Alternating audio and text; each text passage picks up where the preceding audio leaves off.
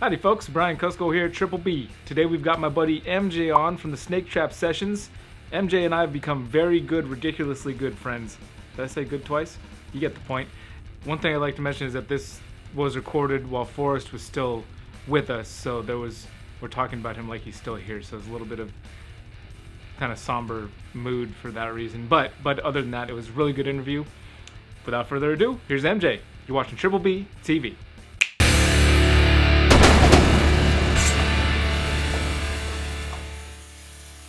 What does MJ stand for?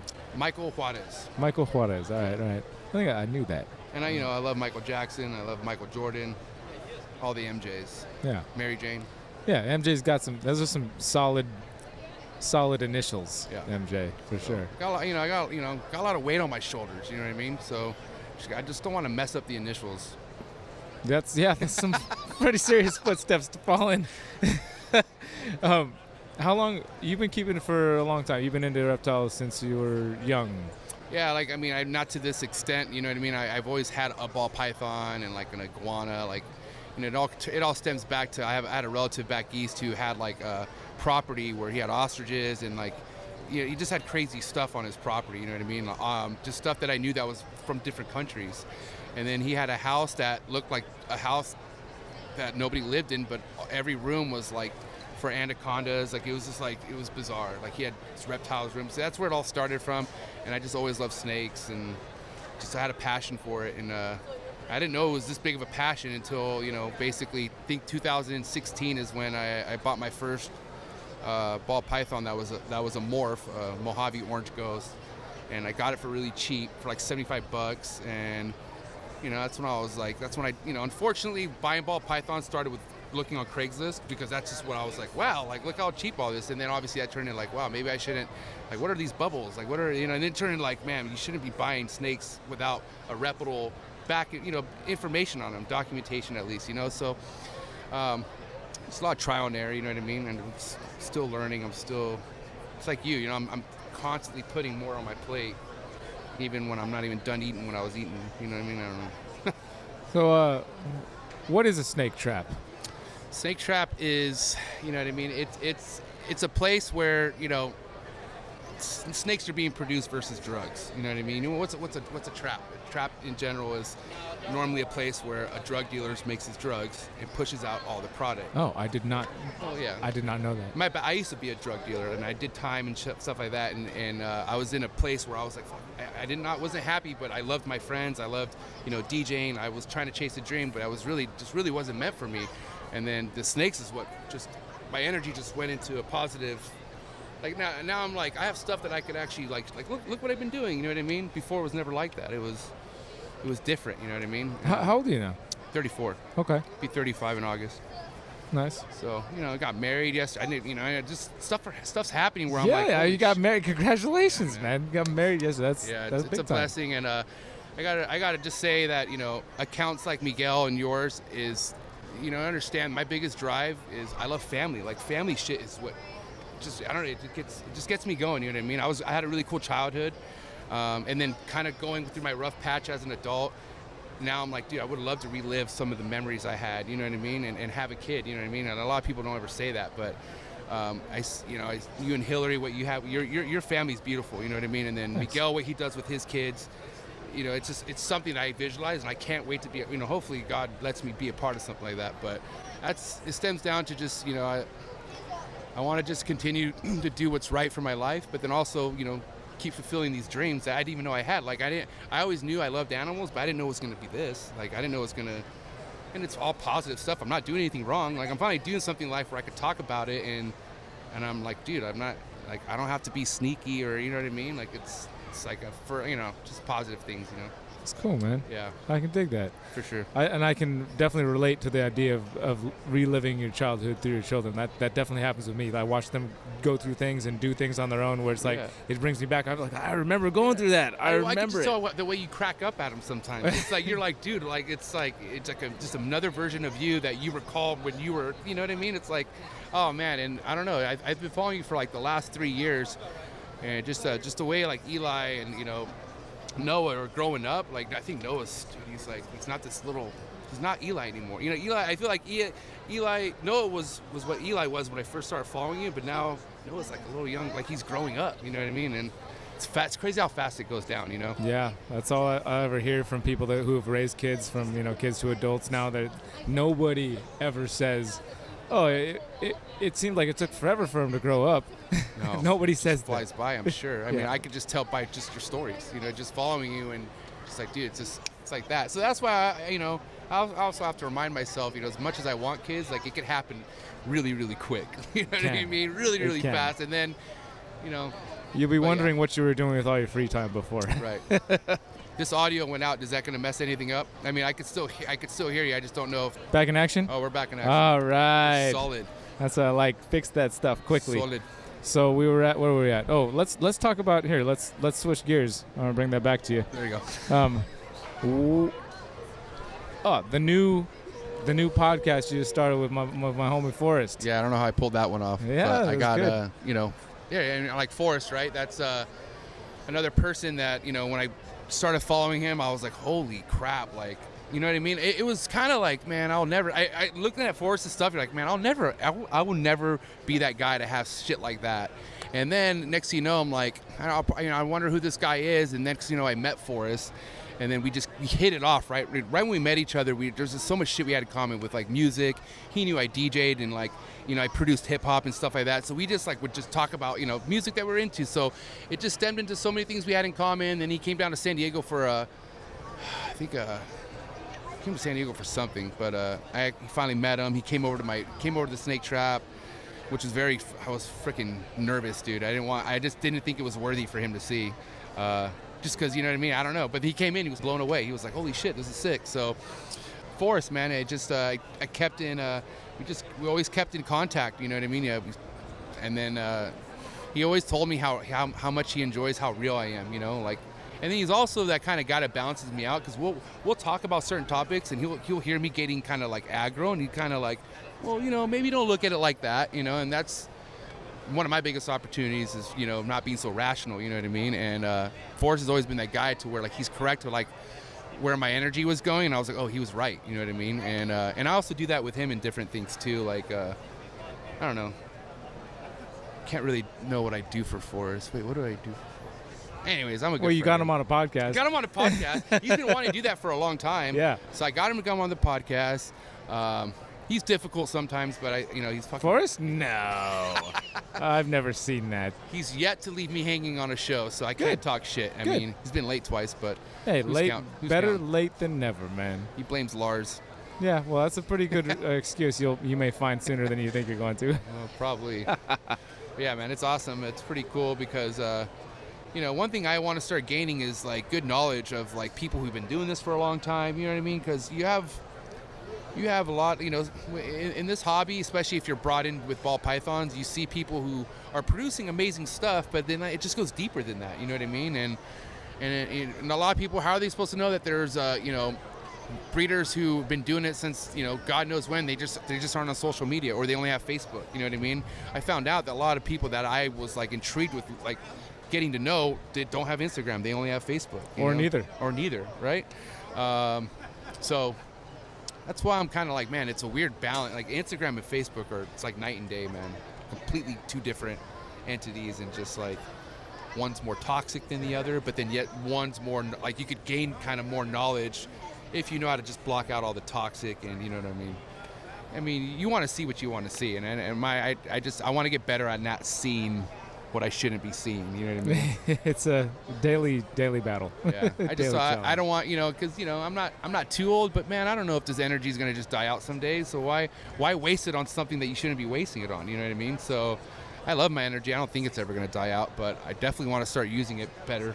What you've got quite a few different species over there at your spot, yeah? Yeah, I kicked back. I had a couple different Bayoga species, and it just got overwhelming. I'm creating my own arboreal room to separate from my retics and my ball pythons, because I just feel like ambient heating and all sorts of stuff, like, bigger snakes need hotter stuff than arboreals. Like, arboreals is not, it's just two different things going on. And I really want to be successful at breeding arboreals, but I'm not in no rush to do that. That's why I'll always breed ball pythons. Like, that's my capital. That's what's going to keep this addiction going, because I do have a 9-to-5, but yet, you know, this hobby's expensive, dude. It's just, you know what I mean? I just had my first taste of a vet bill, and it sucked. Yeah, I know. And I got raped.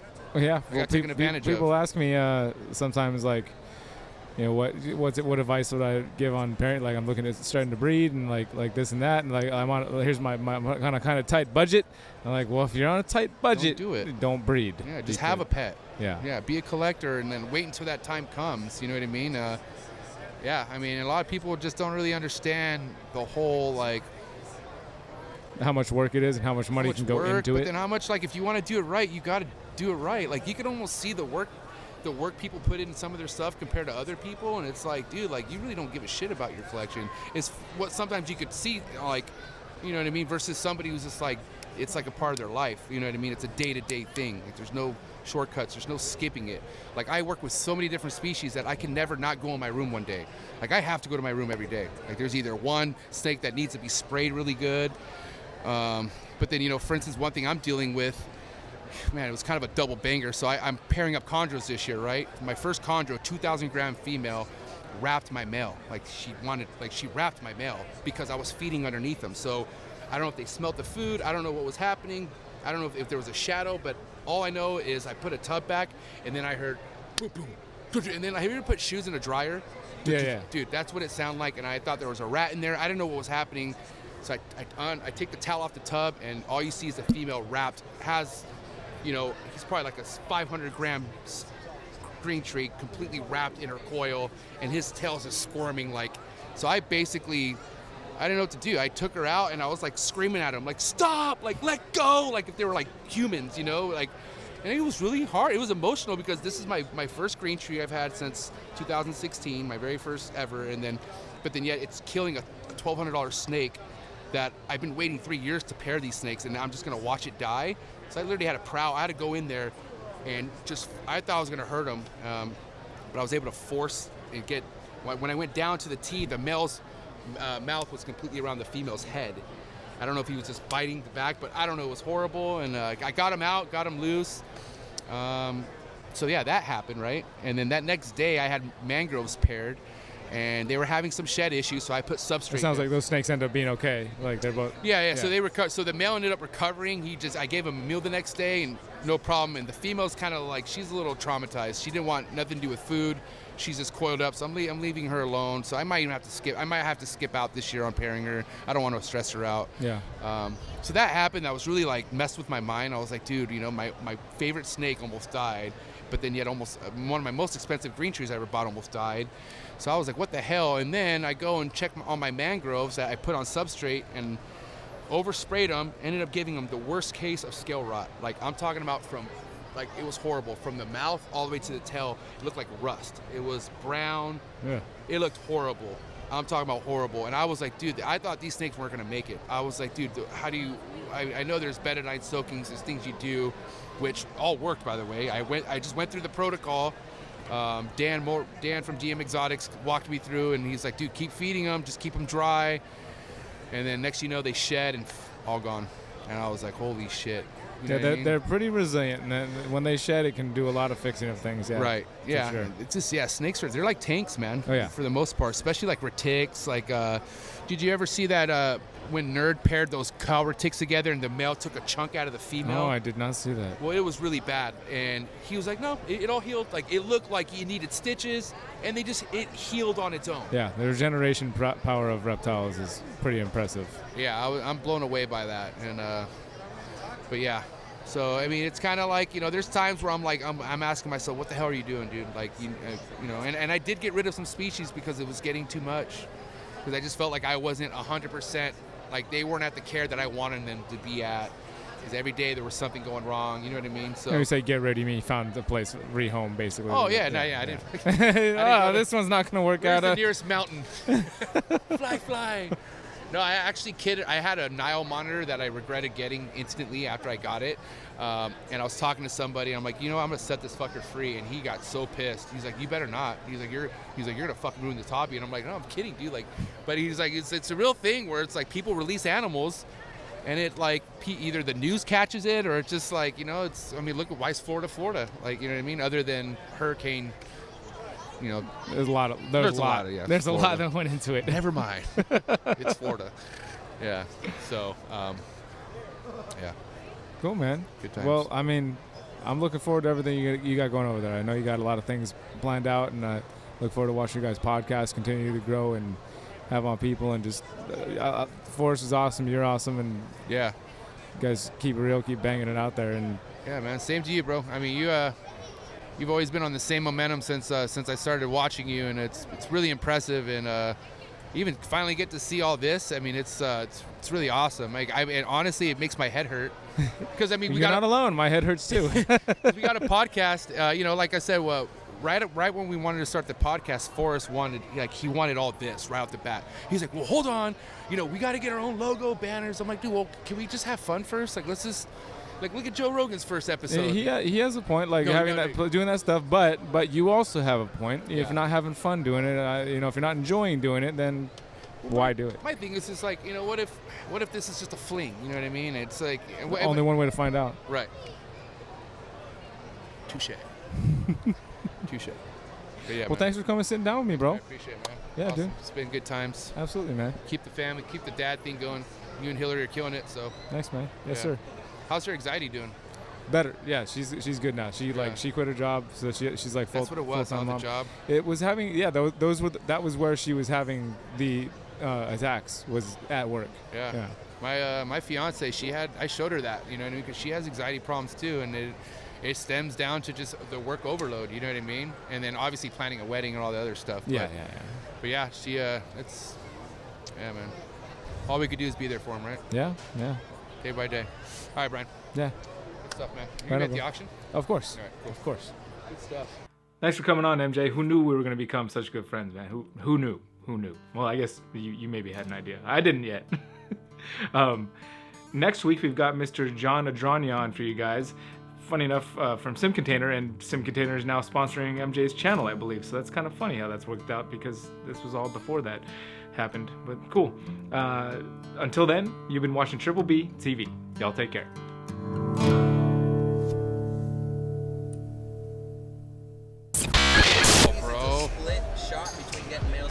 So you're not for sure if that's even a male yet? No, it is a male. Okay. But what Dan was saying is when he gets him in, if he gets babies in, 50-50 ratio of males and females. So he gets him in then? Occasionally. But anything bigger than a baby, more often or not, it's female. All right, I'm playing with that after this for sure. Is it comfortable height for you? Need to come up at all? Because it can. That's good. Okay. I mean, should it be by my nose or should it be by my mouth? Wherever you want it to be, that's pretty good. Yeah, you're pretty good there. I'll use a compressor after the fact, so it should all balance out to be pretty good. Compressor. I'm really impressed with all this, just so you know. This is thanks. Really awesome. It's been a work in progress. I'd like to think that we're not quite done progressing yet. It's gonna get better, hopefully.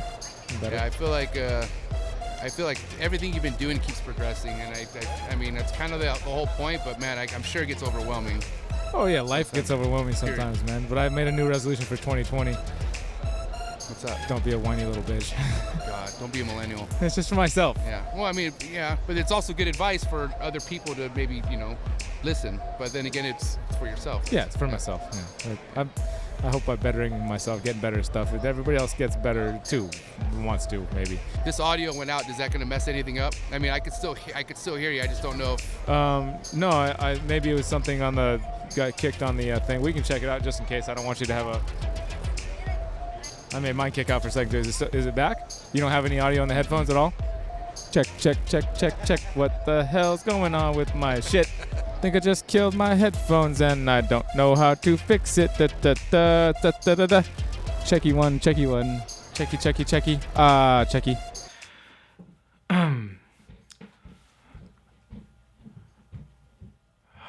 Gosh. Stomp.